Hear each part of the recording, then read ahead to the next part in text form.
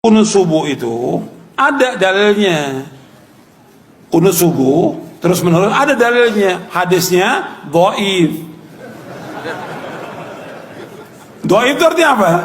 Lemah. Lemah itu boleh dipakai atau tidak? Nggak boleh dipakai. Ingat tuh, hadisnya ada dhaif. Kalau dhaif nggak boleh dipakai. Bahkan ada sahabat bertanya, seorang anaknya dari sahabat bertanya, wahai ayahku, engkau pernah sholat di belakang Abu Bakar, di belakang Rasulullah SAW, Abu Bakar, Umar, Uthman, Ali, radhiyallahu anhum. Apakah mereka kunut subuh? Dijawab oleh bapaknya, ai bunayya muhdatsun, wahai anakku, kunut subuh itu muhdats. Apa mana muhdats? Beda. Bahkan lebih tegas lagi di Sunan Nasai dijelaskan, ai bunayya bid'atun, wahai anakku, kunut subuh itu bid'ah. Kalau bid'ah nggak boleh kita ikut.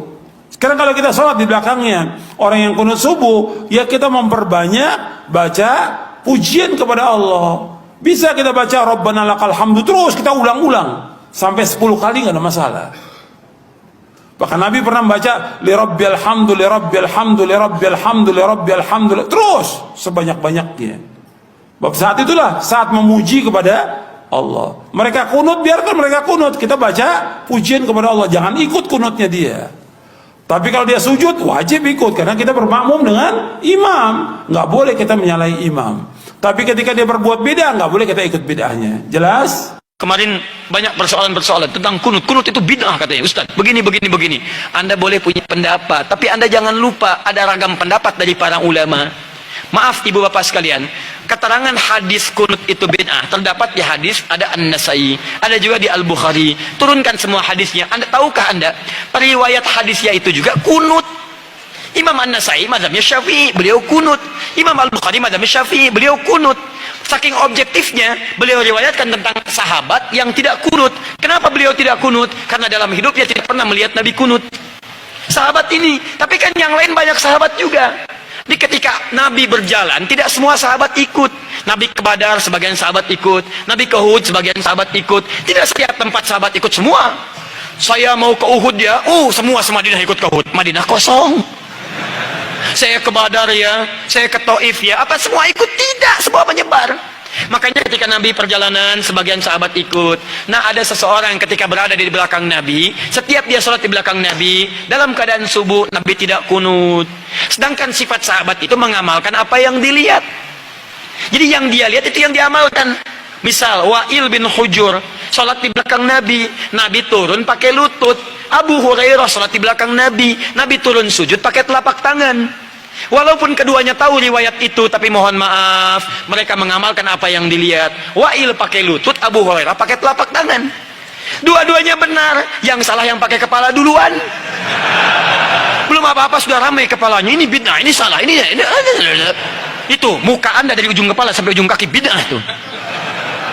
Kenapa? Karena Anda tidak belajar hadis dengan ilmunya. Ini yang tidak kunut di belakang Nabi karena dia sholat di belakang Nabi, Nabi nggak kunut. Tapi ada sebagian sahabat sholat di belakang Nabi, Nabi pernah kunut. Ada Abdullah bin Umar, Nabi mengajarkan kunut pada Al-Hasan cucunya. Dari situ disimpulkan oleh ulama. Apa kesimpulannya? Yang mau kunut silahkan. Maka Imam Malik kunut. Kunutnya sebelum ruku disirkan. Imam Malik itu Masya Allah, anak sahabat besar. Anas bin Malik, lahir anaknya Malik bin Anas. 93 Hijrah, lahirnya di Madinah, tumbuh di Madinah, besar di Madinah, jadi mufti di Madinah, wafat di Madinah. Dikenal dengan Imam Madinah, Darul Hijrah, Imam Madinah kunutnya sir. Imam Syafi'i muridnya Imam Malik, lahir tahun 150 Hijrah, kunut. Beda dengan gurunya, Syafi'i dijaharkan, kunutnya ba'da ruku, bangun setelah i'tidal dijaharkan. Bacaannya sama dari Nabi, Allahumma hdini fiman hadid. Kalau jadi imam, Allahumma hdina fiman hadid. Imam Abu Hanifah wafat tahun 150 Hijrah, memilih yang tidak kunut, ngambil hadis sahabat yang tadi. Karena kata beliau asalnya tidak kunut. Ada kejadian di Bir Maunah, Nabi kunut, setelah itu tidak kunut lagi. Maka disimpulkan kunut itu menurut saya tidak ada. Karena sementara saja, setelah itu tidak ada. Maka kembali ke asal, tidak ada kunut. Abu Hanifah tidak kunut, diamalkan itu dari yang tadi. Imam Ahmad datang kemudian, lahir tahun 163 Hijrah. Imam Ahmad muridnya Imam Syafi'i, Syafi'i muridnya Imam Malik. Imam Malik masa yang sama dengan Imam Abu Hanifah, wafatnya duluan Abu Hanifah. Apa yang terjadi dengan Imam Ahmad? Kata Imam Ahmad, saya ambil yang pertengahan, tengah-tengah saja. Ini kunut jahar, ini tidak kunut. Saya ambil tengah-tengah. Apa tengah-tengahnya? Nabi kunut saat ada peristiwa besar membutuhkan doa.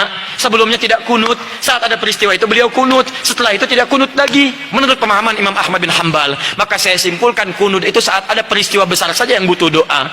Peristiwa besar butuh doa namanya nazilah. Maka dikenal dengan kunut nazilah. Tapi hebatnya Imam Ahmad dengan Imam Syafi'i tidak ada masalah. Salat di belakang Imam Syafi'i beliau kunut. Imam Syafi'i salat di belakang Imam Ahmad beliau tidak kunut. Imam Syafi'i datang ke tempat Imam Abu Hanifah. Imam Abu Hanifah sudah wafat. Ketika beliau memberikan ilmu di tempatnya, kemudian diminta jadi imam saat subuh, beliau tidak kunut. Selesai itu kata muridnya, "Ya Imam, kenapa Anda tidak kunut?" Kata Imam Syafi'i, "Saya menghormati pendapat di tempat Imam Abu Hanifah yang tidak kunut." Luar biasa.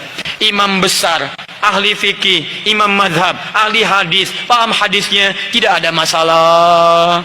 Antum bukan imam besar, jadi makmum kadang-kadang, Quran belum hafal, hadis belum tahu, Masya Allah, gara-gara masalah kunut, pada tidak ke masjid. Yang kunut benar, yang tidak kunut benar, yang salah yang tidak sholat subuh. Tuh, ini masalahnya. Jadi kalau guru-guru bersanad itu enak. Silakan, Imam Malik wafat di Madinah, tapi mazhabnya menyebar di Libya, Tunisia, Maroko. Jadi kalau antum ingin melihat mazhab ahli Madinah dulu, prakteknya di Libya, prakteknya di Maroko, prakteknya di Tunis. Tiba-tiba datang orang sekarang yang tidak tahu ilmu mengatakan, Masya Allah, lebih bagus orang Madinah dibanding dengan orang Libya. Dipecah-pecah kita di situ. Padahal dua-duanya bagus. Madinah sekarang mazhabnya Ahmad bin Hanbal, datang belakangan. Yang dipraktekkan di Madinah dulunya mazhab Imam Malik, datang Imam Syafi'i dipraktekkan Imam Syafi'i. Sekarang, maaf, yang pimpin itu mengambil mazhab Imam Ahmad bin Hanbal, dipraktekkan di dalamnya, dipraktekkan mazhab Imam Ahmad bin Hanbal. Kalau Anda ingin melihat Madinah tempo dulu, pergi ke Libya, pergi ke Tunisia, pergi ke Maroko, pergi ke Aljazair, itulah mazhab Imam Malik di sana. Kalau ingin melihat kekinian, pergi ke Saudi, ada di Ummul Qura, ada di Madinah, ada sekitarannya mazhab Imam Ahmad bin Hanbal.